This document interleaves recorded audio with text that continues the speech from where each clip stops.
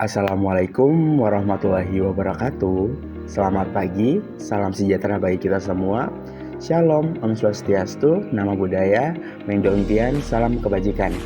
Kami dari kelompok 3 akan memaparkan materi mengenai data analytics methodologies. Sebelum masuk ke dalam materi, izinkan saya memperkenalkan anggota kelompok kami. Yang pertama ada Putur Ina Umar, ada Vera Widawati, ada Marfazina Hayati, ada Yesaya Sumampea, ada Trivitra, dan Dery Setiawan. Adapun topik pembahasan dari materi kami yang terdiri yang pertama ada Artificial Intelligence, yang kedua Robotics, yang ketiga Machine Learning, dan yang keempat ada Studi Case, dan yang terakhir kesimpulan.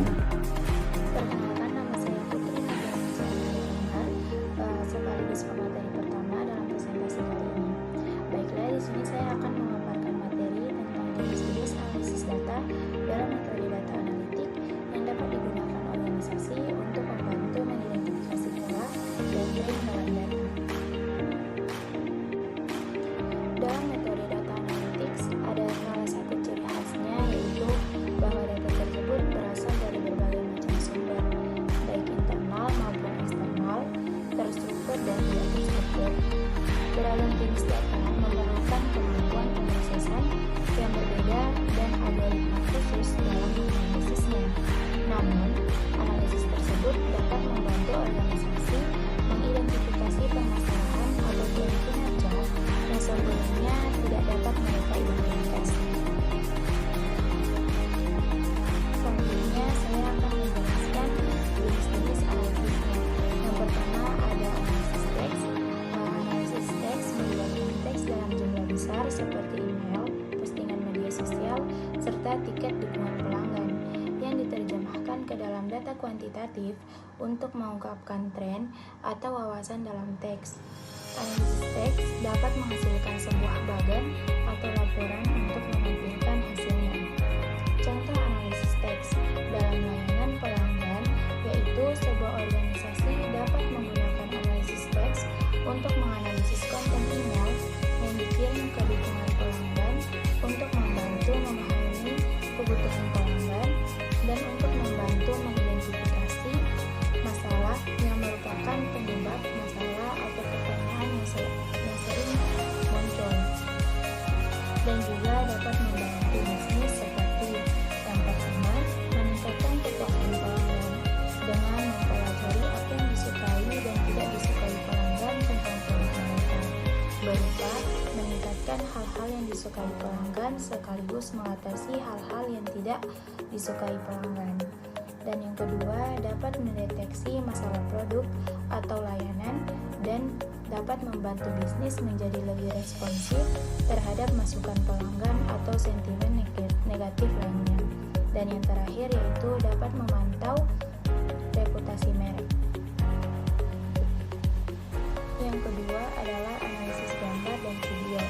Secara sederhana, analisis gambar adalah kemampuan komputer untuk mengenali elemen yang digambarkan dalam gambar. Misalnya, perangkat lunak analitik mengidentifikasi apakah elemen dalam gambar menggambarkan fitur fisik, objek, atau gerakan, dan ini kemudian dapat dianalisis secara medis oleh komputer. Dan untuk analisis video yaitu adalah serangkaian gambar. Jadi, kedua analisis ini mempunyai prinsip yang serupa. Kedua analisis ini bisa dikatakan sangat penting bagi sebuah bisnis. Contoh analisis video atau gambar yaitu dapat berguna dalam organisasi nirlaba seperti rumah sakit. Misalnya, sistem analitik dapat memantau ruang pasien untuk melacak staf perawat. Jika perawat belum mengunjungi pasien dalam jangka waktu tertentu, sistem dapat memberitahu tim perawat untuk memeriksa pasien di ruang tertentu. Yang ketiga adalah analisis ucapan dan suara. Perangkat lunak analisis ucapan hanya berfokus pada apa yang dikatakan, yaitu seperti merekam dan menyalin kata-kata yang digunakan dalam percakapan. Untuk mengidentifikasi dan menganalisis kata-kata kunci di sebuah percakapan, misalnya antara pelanggan dan agen suatu organisasi di pusat kantor atau call center. Organisasi dapat menggunakan analisis ucapan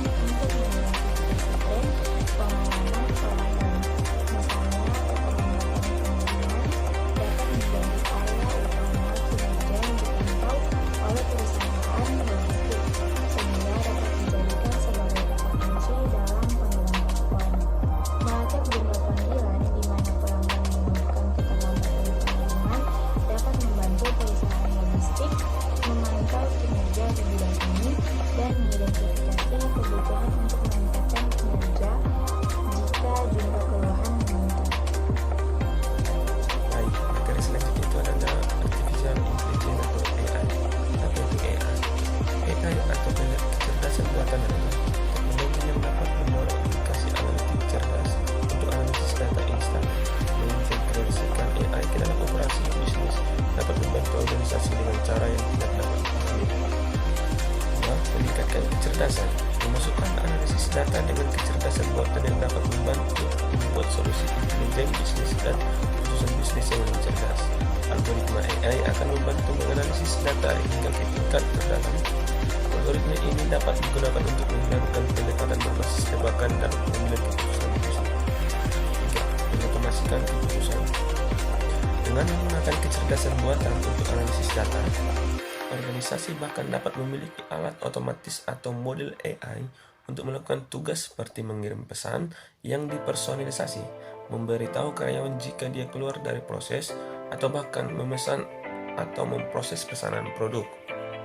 4. Pergeseran budaya. Aspek yang belum tersentuh dalam menghadirkan kecerdasan buatan dan analisis data ke dalam organisasi adalah bahwa hal ini akan membawa perubahan budaya di tempat kerja. 5. Menghasilkan potensi. Kecerdasan buatan dapat membantu organisasi mengeluarkan potensi penuh dari data yang disimpan dari berbagai sumber. Dengan wawasan luas yang diperoleh dari data, organisasi tidak hanya dapat meningkatkan kinerja dan proses bisnis mereka, namun juga mengotomasikan sejumlah tugas yang sebelumnya memerlukan campur tangan manusia. Baik, materi selanjutnya itu yaitu contoh Artificial Intelligence atau AI. Nah, sebelumnya kita sudah membahas tentang apa itu AI dan beberapa penerapannya. Baik, contoh AI itu yang pertama itu deepfake Facebook. Salah satu contoh dari AI adalah teknologi deepfake yang dimiliki oleh Facebook. AI ini berfungsi untuk mengenali wajah orang yang ada pada postingan foto.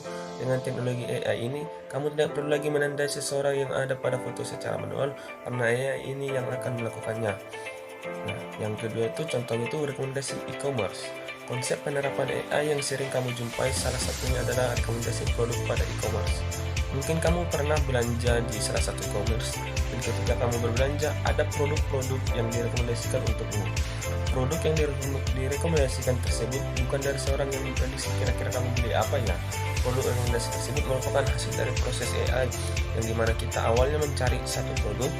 Nah, ketika kita mencari produk itu, algoritma AI itu akan mengetahui bahwa kita sedang mencari produk itu, dan mereka akan menawarkan beragam jenis produk yang mirip atau sama untuk kita miliki atau kita beli nanti di e-commerce. Nah, yang ketiga itu asisten virtual. Nah, asisten virtual ini sudah sering merekam di hidup kita, bahkan yang kita pegang sehari yaitu handphone. Contoh dari kecerdasan buatan berikutnya adalah asisten virtual. Ada banyak penyediaan asisten virtual seperti Google Assistant, Siri, atau Alexa. Seperti asisten pada umumnya, asisten virtual ini juga bisa kamu ajak berinteraksi. Selain itu, asisten virtual dapat mencatat kapan kamu ada janji atau acara dan memberikan informasi ketika waktu acara yang ditentukan segera tiba. Nah, seperti kita kalau memiliki smartphone Android, di HP kita itu ada nama itu Oke Google. Nah, itu salah satu penerapan AI dalam asisten virtual. Baik, materi selanjutnya akan dijelaskan oleh teman saya. Vera Widiawati akan melanjutkan materi terkait dengan robotik. Nah, penggunaan robotik pada data analitik yaitu untuk menjalankan rangkaian tugas dengan cara menganalisis data, mulai dari mengumpulkan data hingga pada hasil pelaporan. Penggunaan robotik dalam data analitik memiliki tujuan, yaitu untuk meningkatkan efisiensi, akurasi, dan kecepatan analisis data, serta mengurangi intervensi manusia dalam tugas yang berulang.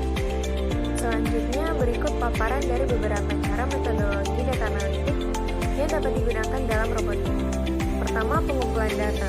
Data dikumpulkan secara otomatis dari berbagai sumber, mulai dari sensor, kamera, dan perangkat IoT. Contohnya, robot dapat digunakan untuk menginspeksi mesin di pabrik dan mengumpulkan data tentang suhu, tekanan, atau kehausan komponen. Kedua, pemrosesan data. Dalam mengotomatisasi tuas pemrosesan data, robotik melakukan pembersihan dan normalisasi data dengan menghapus data yang tidak relevan, seperti duplikat data, mengisi nilai yang hilang, atau mengubah format data sesuai dengan kebutuhan analisis. Ketiga, analisis data robotik dapat menjalankan algoritma analisis data secara otomatis. termasuk dalam penggunaan AI untuk melakukan prediksi, klasifikasi, dan klasterisasi data. Keempat, visualisasi data guna menciptakan visualisasi data yang interaktif yang dapat membantu memahami dan komunikasi hasil dari data analisis. Contoh, robot dapat membangun dashboard interaktif atau laporan otomatis berdasarkan hasil analisis data. Kelima, pengambilan keputusan. Untuk mendukung proses pengambilan keputusan, robotik dapat memberikan rekomendasi berdasarkan hasil analisis data untuk membantu mengoptimalkan proses bisnis atau mengidentifikasi peluang baru. Keenam, monitoring dan pengendalian proses. Robotik dapat memantau dan mengendalikan proses berdasarkan data yang diterima. Misalnya itu dalam industri otomatisasi, robot bisa memberikan respon data secara real-time untuk menjaga kualitas produksi atau mengidentifikasi masalah yang memerlukan perbaikan. Ketujuh, keamanan data. Dalam masalah keamanan, robotik berperan untuk mengamankan data dengan cara mengidentifikasi potensi ancaman dan melindungi data yang sensitif, yang dapat mencakup pemantauan kegiatan yang mencurigakan, mendeteksi adanya peretasan, dan tindakan preventif untuk menjaga keamanan data. Jadi, robotik dalam data analitik dapat membantu organisasi untuk mengoptimalkan proses analisis data, mengurangi kesalahan manusia, meningkatkan efisiensi, serta menghasilkan wawasan yang lebih dalam dari data yang ada. Machine learning adalah bagian dari kecerdasan buatan atau AI yang memanfaatkan algoritma untuk membaca data dalam jumlah besar. Melalui pengembangan algoritma dan model ini, komputer dapat belajar secara efektif dan membuat prediksi atau keputusan tanpa diprogram secara eksplisit. Machine learning pada dasarnya mendukung desain dan pengembangan sistem yang secara otomatis yang akan bertransformasi dan ditingkatkan dengan pengenalan data atau melalui pengalaman. Tidak seperti pemrograman tradisional, di mana ilmuwan komputer menulis arahan khusus untuk diikuti oleh komputer. Machine learning didasarkan pada kesimpulan yang dipelajari oleh komputer dengan kata lain, komputer dilatih dengan sejumlah besar data dan benar-benar belajar berdasarkan pola dan hubungan yang ditemukan dalam data tersebut. Tergantung pada algoritma untuk menganalisis data, mengidentifikasi pola, dan membangun model matematika berdasarkan pola tersebut. Model yang dibuat dapat digunakan untuk membuat prediksi atau keputusan, menguji hipotesis, atau mendapatkan wawasan komprehensif tentang data yang tidak terlihat atau di masa depan. Oleh karena itu, machine learning terbukti penting dalam memperluas cakupan analisis data dan membuat keputusan organisasi yang lebih kuat. Ada 3 algoritma yang digunakan dalam machine learning. Yang pertama, supervised learning, unsupervised learning, dan reinforcement learning. Yang pertama, supervised learning adalah proses melatih model menggunakan data berlabel di mana keluaran atau kesimpulan yang diinginkan diketahui. Algoritma ini belajar dari contoh yang jelas untuk memprediksi seputar data baru, tidak diketahui atau tidak berlabel. Yang kedua, unsupervised learning. Pada dasarnya adalah kebalikan dari pembelajaran yang diawasi. Alih-alih melatih model dengan contoh berlabel, algoritma ini belajar bersama data yang tidak berlabel. Tugasnya adalah menemukan pola, persamaan, atau pengelompokan tanpa hasil yang telah ditentukan atau ditentukan sebelumnya. Dan yang terakhir, reinforcement learning. Pada dasarnya melatih agen untuk terlibat dalam lingkungan baru dan belajar seiring dengan umpan balik yang diterimanya. Algoritma ini perlahan-lahan berkembang seiring dengan umpan balik ini dan menyesuaikan strategi pengambilan keputusannya sehingga meningkatkan kinerjanya seiring waktu. Berikut contoh penerapan machine learning. AlphaGo. AlphaGo merupakan machine learning yang dikembangkan oleh Google. Saat awal dikembangkan, AlphaGo akan dilatih dengan memberikan 10.000 data pertandingan Go untuk ia pelajari.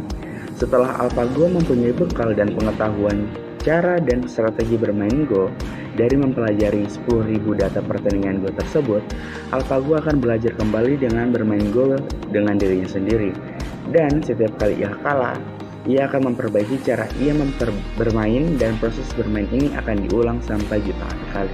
Baik, berikutnya saya akan membahas terkait dengan studi kasus terkait dengan implementasi artificial intelligence dalam beberapa kanal media sosial. Nah, pada kali ini saya akan mengupas terkait dengan implementasi AI pada Facebook ya. Dalam upaya untuk memahami bagaimana pengalaman seseorang atau bagaimana cara meningkatkan pengalaman seseorang dalam menggunakan Facebook yang sekarang telah berindukan pada Meta, dan Facebook menggunakan artificial intelligence untuk memahami apakah konten yang mereka suguhkan itu dapat memberikan ketertarikan atau malah sebaliknya yaitu spam. Nah, maka diciptakan oleh Facebook yaitu Deep Text. Nah, Deep Text ini diciptakan sebagai sebuah mesin yang berbasis pada pembelajaran mendalam atau deep learning yang dapat memahami atau menginterpretasikan teks secara konstekstual dalam beberapa ribu postingan per detik yang dapat digunakan dalam lebih dari 20 bahasa. Oke, jadi selanjutnya itu why deep learning atau pembelajaran mendalam. Pemahaman teks mencakup banyak tugas seperti klasifikasi user, menentukan isi postingan, contohnya bola basket, dan pengenalan entitas seperti nama pemain, statistik dari permainan, dan informasi bermakna lainnya. Namun untuk lebih memahami cara manusia memahami teks, Facebook perlu mengajari komputer untuk memahami hal-hal seperti bahasa gaul dan disambiguasi arti kata. Sebagai contoh, jika seseorang berkata saya suka BlackBerry, apakah yang dimaksud adalah buahnya atau perangkatnya? Jadi itu selanjutnya pemahaman teks di Facebook memerlukan penyelesaian tantangan, penskalaan, dan bahasa yang rumit, di mana teknik NLP tradisional tidak efektif dengan menggunakan pembelajaran mendalam. Facebook sendiri dapat memahami teks dengan lebih baik dalam berbagai bahasa dan menggunakan data berlabel jauh lebih efisien dibandingkan teknik NLP tradisional. Deep Text telah membangun dan memperluas ide-ide pembelajaran dalam yang awalnya dikembangkan dalam makalah oleh Ronan Colbert dan John Mason dari Facebook AI Research. Oke, next untuk slide selanjutnya yaitu memahami lebih banyak bahasa dengan lebih cepat, di mana komunitas di Facebook benar-benar global, jadi penting bagi Deep Text untuk memahami sebanyak mungkin bahasa. Seperti teknik NLP tradisional memerlukan logika, pemrosesan ekstensif yang dibangun berdasarkan teknik rumit dan pengetahuan bahasa, dan ada juga variasi dalam setiap bahasa karena orang menggunakan bahasa gaul dan ejaan yang berbeda untuk menyampaikan gagasan yang sama. Dengan menggunakan pembelajaran mendalam, Facebook dapat mengurangi ketergantungan pada pengetahuan yang bergantung pada bahasa karena sistem dapat belajar dari teks tanpa atau sedikit pemrosesan awal. Hal ini membantu Facebook menjangkau berbagai bahasa dengan cepat dengan sedikit upaya teknis. Selanjutnya, exploring deep text on Facebook. Facebook menggunakan model deep text multibahasa dengan akurasi tinggi untuk membantu orang menemukan alat yang tepat untuk tujuan mereka. Deep text memiliki potensi untuk lebih meningkatkan pengalaman Facebook dengan memahami postingan dengan lebih baik untuk mengekstra maksud, sentimen, dan entitas, misalnya orang, tempat, peristiwa, menggunakan sinyal konten campuran seperti teks dan gambar, dan mengotomatiskan penghapusan konten yang tidak pantas seperti spam. Itulah pemaparan materi dari kelompok kami. Dapat disimpulkan bahwasannya metodologi analisis data menggunakan AI, robotik, dan machine learning memiliki hubungan yang erat dalam pemrosesan data modern. AI memungkinkan sistem komputer untuk meniru kecerdasan manusia, memfasilitasi analisis data yang kompleks, ekstraksi pola, prediksi, dan pengambilan keputusan. Robotik yang memanfaatkan konsep AI membantu dalam mengembangkan dan mengelola robot fisik, serta membantu dalam pengumpulan data secara real-time melalui sensor pada robot. Machine learning sebagai cabang dari AI memungkinkan komputer untuk belajar dari data tanpa perlu diprogram secara eksplisit dan digunakan dalam analisis data untuk mengidentifikasi pola, tren dan hubungan dalam kumpulan data yang besar dan kompleks, serta memberi prediksi dan wawasan yang berharga. Integrasi dari ketiga ini memungkinkan pemrosesan dan analisis data yang mendalam, membantu organisasi dalam pengambilan keputusan yang optimal, menemukan pola baru, dan meningkatkan efisiensi di berbagai industri. Oleh karena itu, penggunaan AI, robotik, dan machine learning dalam analisis data sangat penting. Itulah pemaparan materi dari kelompok kami. Sekian dan terima kasih.